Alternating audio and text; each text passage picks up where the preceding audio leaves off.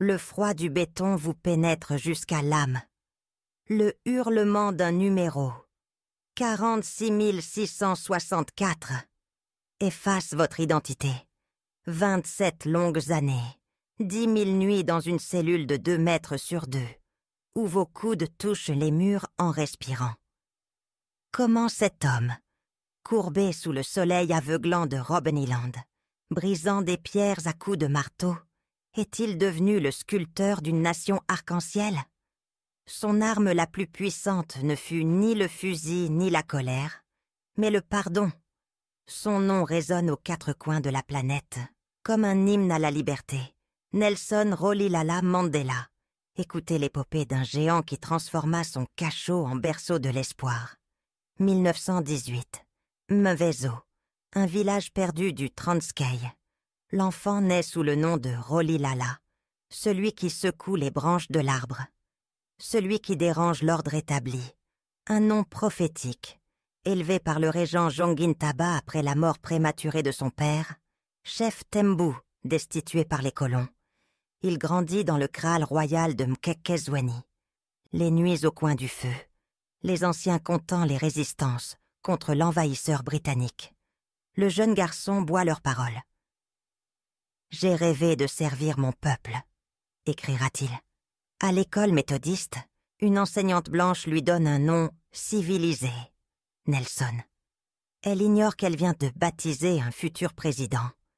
À 22 ans, refusant un mariage arrangé, il fuit vers Johannesburg, la ville de l'or et de la sueur.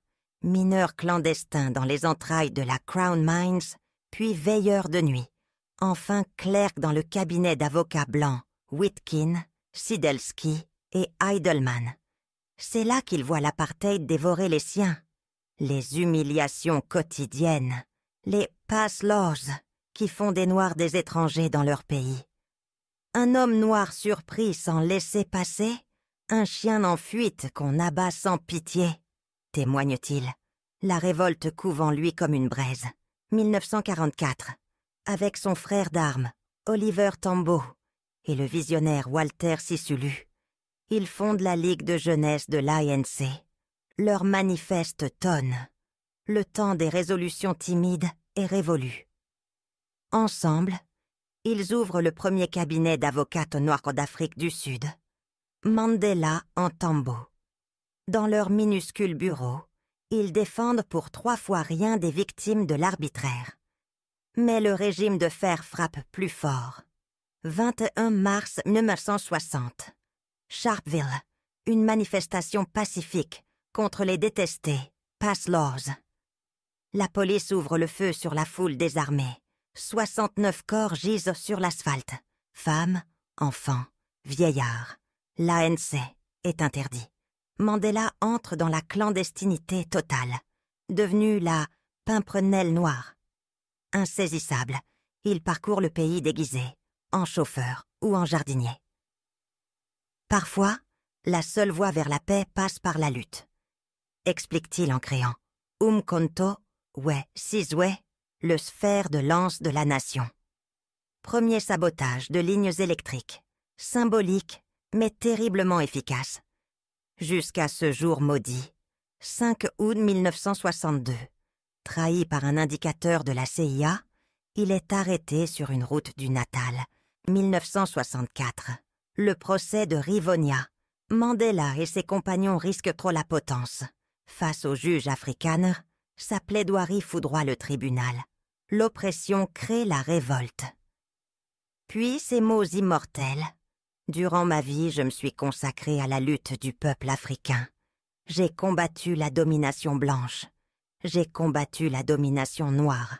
Mon idéal est celui d'une société libre et démocratique. C'est un idéal pour lequel je suis prêt à mourir. Le monde retient son souffle. La condamnation à mort est évitée de justesse. Perpétuité, direction, Robben Island, l'île Bagne au large du Cap, l'enfer blanc, le matricule 4664 casse du calcaire 8 heures par jour. La poussière corrosive lui brûle les yeux. Les gardes lui interdisent les lunettes. La cécité était un prix modique pour la connaissance, dira-t-il, car la nuit, il lit clandestinement Shakespeare et Tolstoï, dissimulés dans les pages d'un Coran. Dans un coin de la cour, il enterre des graines volées à la cantine. Un jardin secret naît parmi les pierres. Tomates, aubergines, poivrons. Voir pousser la vie dans ce désert de mort était une rébellion. Puis les coups du destin, la mort de sa mère Nosekoni, puis de son fils aîné, Tembi, dans un accident. Les autorités lui refusent l'enterrement. Cette douleur était un animal sauvage, dévorant ma poitrine.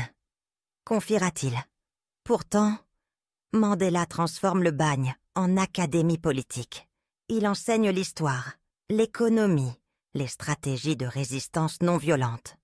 Un prisonnier est le meilleur étudiant du monde.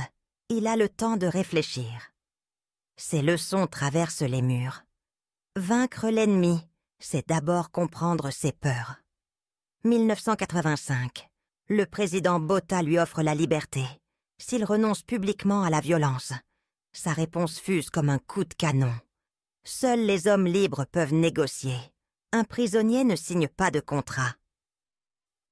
Pourtant, depuis sa cellule de Portsmouth, il entame un ballet diplomatique secret. Des rencontres nocturnes avec des ministres, des lettres codées à ses alliés. Il prépare l'impensable, la paix avec l'ennemi, les menottes encore au poignet. Nous devons tendre la main à ceux qui nous ont enchaînés. 11 février 1990. Les portes de la prison de Victor Verster s'ouvrent enfin. L'homme au costume gris impeccable, le poing levé et le sourire radieux, traverse un océan humain. 27 années volées et pas une once de haine dans ses yeux. Je vous salue tous au nom de la paix, de la démocratie et de la liberté pour tous. Lance-t-il, sa voix éraillée, mais ferme. Le monde entier pleure devant les télévisions. 4 ans plus tard, le miracle. L'ancien terroriste Nehru I devient le premier président noir d'Afrique du Sud. Jamais, jamais cette terre ne connaîtra à nouveau l'oppression d'un groupe par un autre, promet-il devant le Parlement. Il choisit la réconciliation, non la vengeance, la commission Vérité et Réconciliation, présidée par l'archevêque Desmond Tutu. Des tortionnaires avouant leurs crimes en échange d'amnistie, des veuves écoutant, tremblantes, le récit de la mort de leur mari. Le pardon libère l'âme, il fait disparaître la peur. C'est pourquoi c'est une arme si puissante, répète Mandela. Un pays au bord du gouffre de la guerre civile. Respire enfin. 5 décembre 2013. Madiba s'éteint à 95 ans. Une vague d'amour déferle sur la planète. De Soweto à New York, des millions de voix entonnent. Amba Kal Madiba. Part en paix. Son héritage? Une flamme dans nos obscurités? La preuve vivante qu'un seul être humain, armé seulement de son courage, d'un invincible espoir et de la grâce du pardon, peut infléchir la courbe de l'histoire. Nelson Mandela, une vie qui murmure à l'oreille de l'humanité. Cela semble toujours impossible, jusqu'à ce qu'on le fasse.